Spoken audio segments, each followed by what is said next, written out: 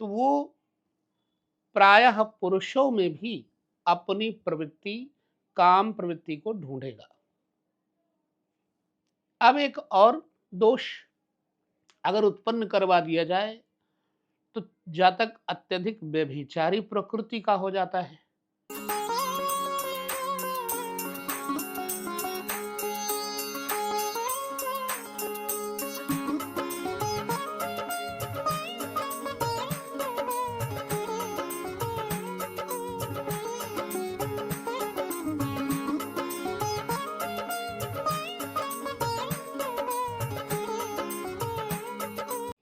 तो सातवां घर क्या है, इसके बारे में हमको जान लेना चाहिए।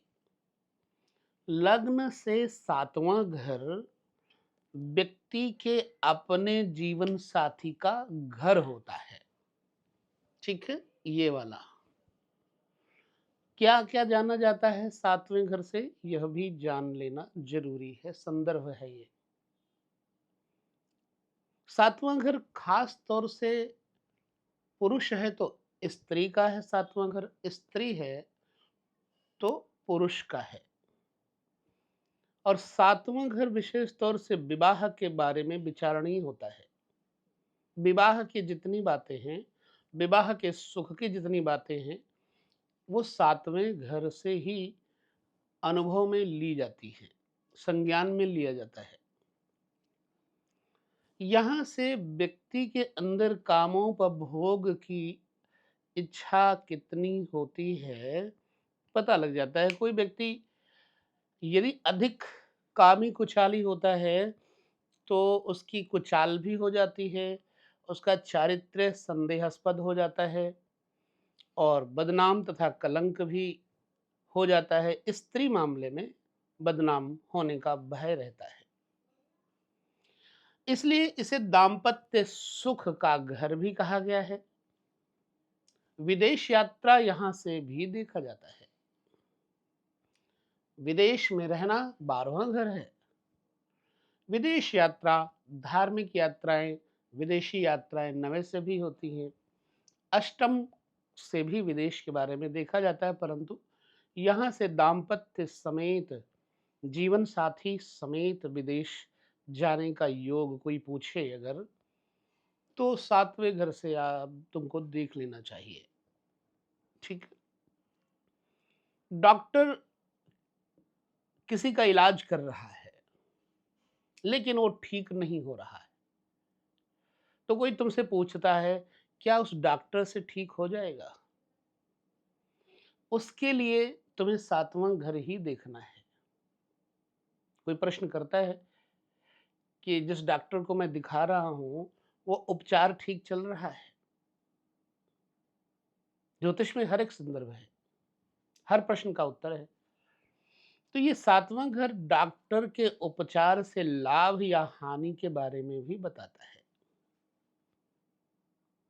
सो सातवां घर लोकप्रियता,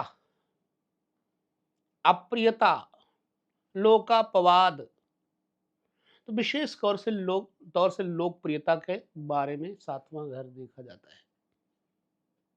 चौथा घर भी लोकप्रियता के लिए देखा जा सकता है, लेकिन सातवां घर भी, क्योंकि चौथे से चौथा है। और मुझे लगता है हर एक घर से चौथा घर लोकप्रियता उस विषय में देखा जा सकता है। किसी का सामान खो गया है, वो तुमसे पूछने आता है कि यह सामान मेरा गुम हो गया है, मिलेगा या नहीं मिलेगा? तो सातवें घर के स्वामी के ऊपर निर्भर करता है। सातवें घर का स्वामी शुभ बैठा होगा तो वह सामान मिल जाएगा, अन्यथा नहीं मिलेगा।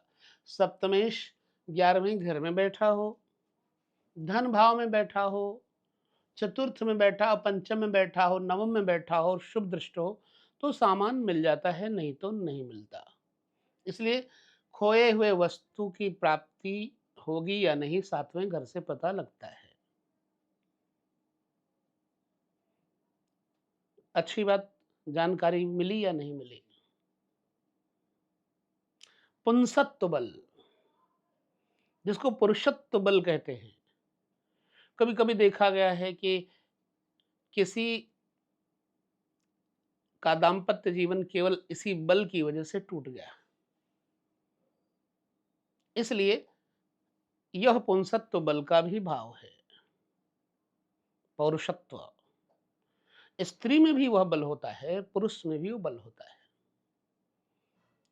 यौन रोग, गुप्तांग के रोग, जननांग के रोग, यहाँ बुरे ग्रहों की स्थिति जननांग के रोगों के बारे में बताती है। काम संवेग अधिक या कम, यहाँ पर कोई ऐसा प्रभावशाली ग्रह बैठा हो शुक्र से संबंधित, तो वो व्यक्ति अत्यधिक कामी प्रवृत्ति का होता है। और शुक्र बिगड़ जाए तो अत्यधिक दुराचारी प्रवृत्ति का हो जाता है। किसी भी स्त्री आदि का मंगल अगर सप्तम में बैठा हो तो उसमें यह प्रवृत्ति अत्यधिक पाई जाती है। और पुरुष में सप्तम घर में शुक्र भी बैठा हो, साथ में राहु हो जाए तो दुराचारी बना देता है। केतु हो जाए शुक्र के साथ दुराचारी बना देता है। मंगल हो जाए तो अतिचारी, अत्यधिक कामी प्रवृत्ति का बना देता है। इसलिए काम संवेग का पता यहां से लगता है। कूटनीति, किसी व्यक्ति में कितनी कूटनीतिज्ञता है। आंतरिक नीति, यह सातवां घर बताता है। विदेश में सम्मान, यह सातवां घर बताता है। व्यापार, वह भी खास तौर से व्यापार कुशलता और किसी के साथ व्यापार, जिसको हम पार्टनरशिप कहते हैं, वह कुशलता, वाणिज्य कुशलता। चोर का रंग और रूप कैसा है, विदेशी संबंधी मामले इसी घर से देखा जाता है। तो अब हमको यहां से ये समझना है किस कंडीशन में क्या सप्तम भाव के स्वामी से देखा जा सकता है। जब सप्तमेश की कंडीशन अच्छी ना हो तो व्यक्ति का जो पारिवारिक जीवन है वो अत्यंत क्लिष्ट, परेशान हो जाता है। हम एक दो योग बताते हैं, किसी व्यक्ति को स्त्री का सुख है या नहीं, यही सारे सब्जेक्ट हम देंगे। ठीक। सप्तम भाव का स्वामी अपनी उच्च मूल त्रिकोण राशि स्वराशि में स्थित हो तो व्यक्ति को स्त्री का सुख होता है। कोई भी ग्रह उच्च त्रिकोण, मूल त्रिकोण की राशि में हो तो स्त्री का सुख उसको होता है। सप्तम भाव पर शुभ ग्रहों की दृष्टि और युति हो तब भी व्यक्ति को जीवन साथी का सुख होता है। सप्तमेश शुभ एवं बलवान हो तब भी व्यक्ति को जीवन साथी का सुख होता है। इनमें से कोई भी योग होने पर जातक को पूर्ण स्त्री सुख मिलता है। ऐसा व्यक्ति धन, वैभव संपन्न तथा प्रतिष्ठित व्यक्ति होता है। सातवें घर से यह सब विचार किया जाता है। अब हम इस अवस्था को और भी लेकर के चलते हैं जन्म कुंडली में। इसके लिए एक हम बना लेते हैं राशि चक्र। मेष लग्न ही लेते हैं और इसके माध्यम से पता लग जाएगा किस अवस्था में जातक को स्त्री सुख होगा या नहीं होगा, पुरुष का सुख होगा या नहीं होगा। अब देखो यहां पर हमने मेष लग्न ले लिया। अब सप्तम भाव का स्वामी यहां पर जो भी है वो शुक्र है। यदि शुक्र यहीं पर बैठा हो सातवें घर में ही, तो सातवें घर में शुक्र स्वराशि का हो जाएगा, मूल त्रिकोण राशि का हो जाएगा। इस अवस्था में अगर शुक्र अकेला बैठा हो तो जातक की पत्नी राजरानी की तरह रहेगी और जातक धनवान होगा, तभी ऐसा संभव है। इसी शुक्र के बदौलत यानी स्त्री की बदौलत जातक को नाम, यश, कीर्ति देश विदेश में मिल जा सकती है और जातक स्वयं विदेश में भी सम्मानित होता है, क्योंकि यहाँ पर अकेला शुक्र बैठा हुआ है, इस पर किसी ग्रह की दृष्टि नहीं पड़ रही है। अब एक और इस पे शुभता जोड़ देते हैं। सप्तमेश अपनी उच्च मूल त्रिकोण राशि में स्थित बैठा है, जो कि मैंने पहले वाली शर्त बताई थी। सप्तमेश शुभ एवं बलवान हो। अब यहां पर हम थोड़ा आपको और बता देते हैं।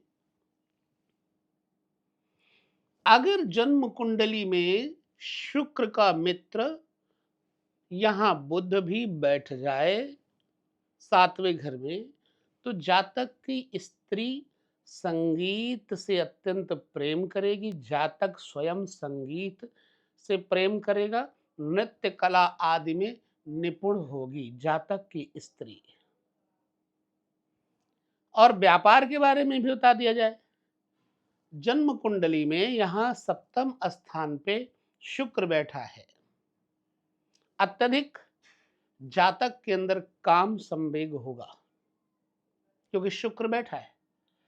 अब यह अनाचारी कब बन जाएगा? अत्यधिक काम भोग करने के उपरांत भी व्यक्ति के अंदर यौनाचार की प्रवृत्ति कब आ जाती है? जब यहां पर मान लो राहु बैठ गए। अब दो ग्रह हैं यहां, शुक्र शुभ, राहु अशुभ। इस अवस्था में शुक्र अत्यधिक कामी प्रवृत्ति का बना देगा। यहां अगर पुरुष है तो वो प्रायः पुरुषों में भी अपनी प्रवृत्ति, काम प्रवृत्ति को ढूंढेगा। अब एक और दोष अगर उत्पन्न करवा दिया जाए तो जातक अत्यधिक व्यभिचारी प्रकृति का हो जाता है, दिन और रात नहीं देखता, वह भोगी प्रवृत्ति का होने के कारण कहीं भी कुछ भी ढूंढेगा तो अपने स्वार्थ के लिए स्त्री सुख, यौन सुख की ही अपेक्षा करेगा। अगर जन्म कुंडली में यहां पर मंगल बैठ जाए, देखिए ध्यान से, क्योंकि मंगल की एक दृष्टि पराक्रम में पड़ जाती है चतुर्थ, फिर एक दृष्टि सप्तम में पड़ जाती है, बलिष्ठता दे देती है। यहां पर मंगल की दृष्टि पड़ गई, पराक्रम, बाहुबल, बल, रक्त संप्रवाह और जबरदस्त शक्तिशाली बना देता है।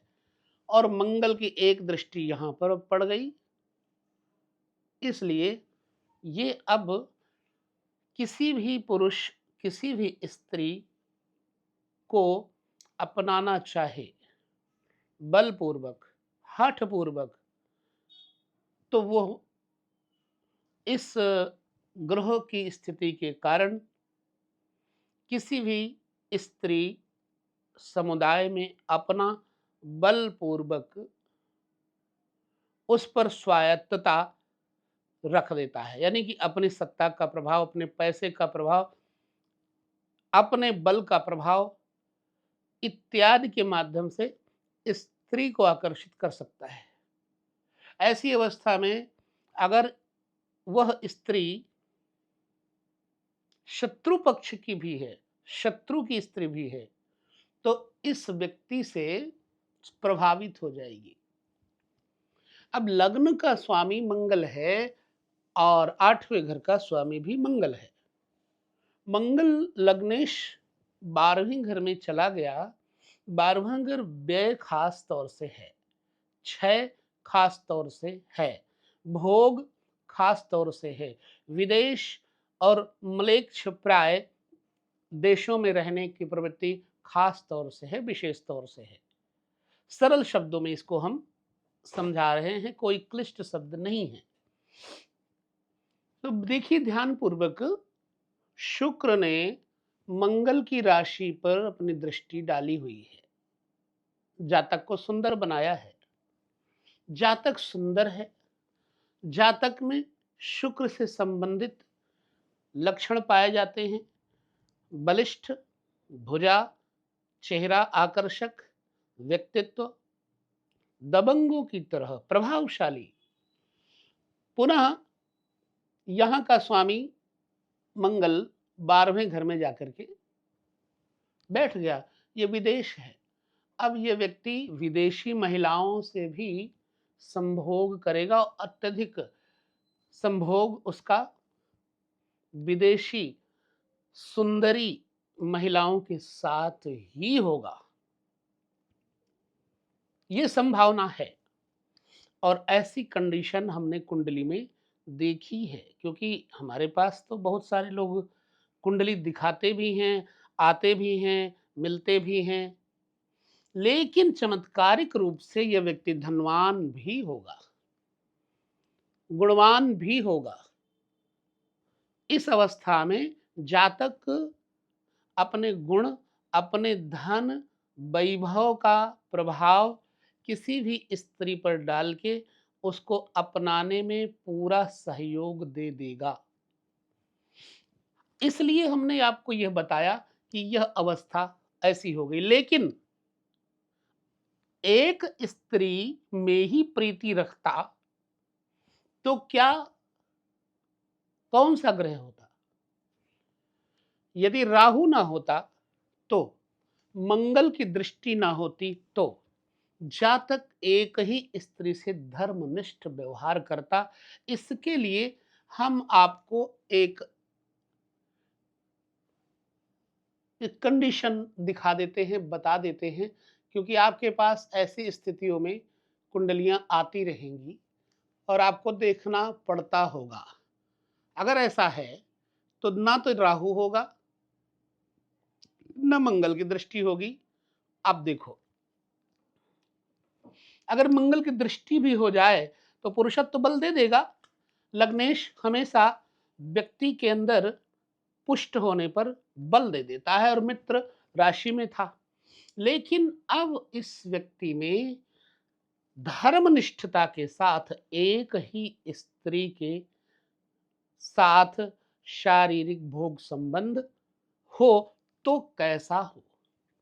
इसके लिए आपको क्या करना है?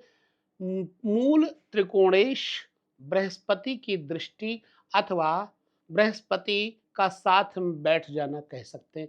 मान लो बृहस्पति यहां बैठे हैं।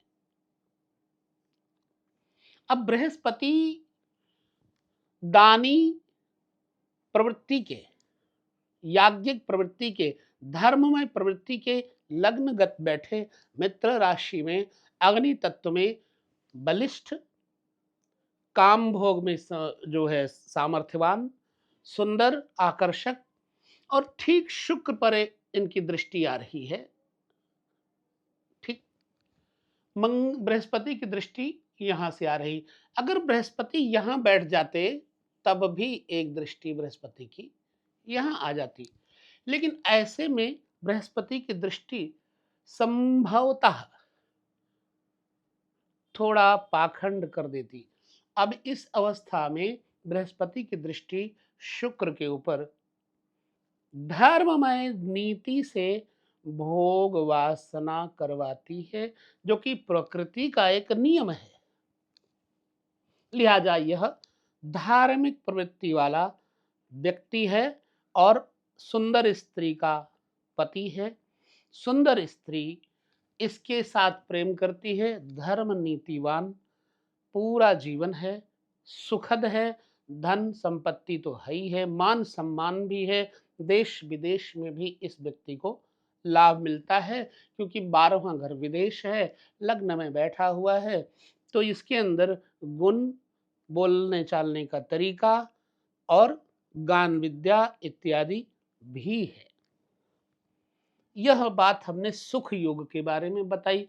अब कब होता है और स्थितियों में देख लेते हैं अधिक सुख, ये भी मिटा दिया हमने आपको समझाने के लिए कि भाई बुरा कब होगा, मध्यम कब होगा, एक आम जो है ना सामर्थ्य कैसी होगी। सप्तमेश पर शुभ ग्रहों की दृष्टि पड़े तो भी जातक को सुख जीवन साथी का होता है। ये तीसरी बात आपको मैंने कही थी। 3 बातें मैंने बताई थी। एक, यदि सप्तमेश अपनी उच्च, मूल, त्रिकोण या स्वराशि में स्थित हो तो जातक को अधिक से अधिक स्त्री सुख योग मिलता है अथवा पुरुष सुख योग मिलता है। फिर सप्तमेश पर शुभ ग्रहों की दृष्टि युति हो तो जातक को सुख मिलता है। सप्तमेश शुभ ग्रहों से दृष्ट और बली हो तब भी सुख मिलता है। अब कब मिलता है कम सुख, इसके लिए हम देखेंगे। चलिए, यदि सप्तम भाव का स्वामी छठे, यहां सप्तम भाव का स्वामी शुक्र है, 8वें शुक्र है और 12वें यहां पर बैठे, तो जातक को सुख नहीं मिलता, उसकी स्त्री प्रायः रोग ग्रसित रहती है। हाँ, सप्तमेश अगर उच्चस्थ या स्वक्षेत्री हो तो अरिष्ट भंग होने से स्त्री सुख मिलता है।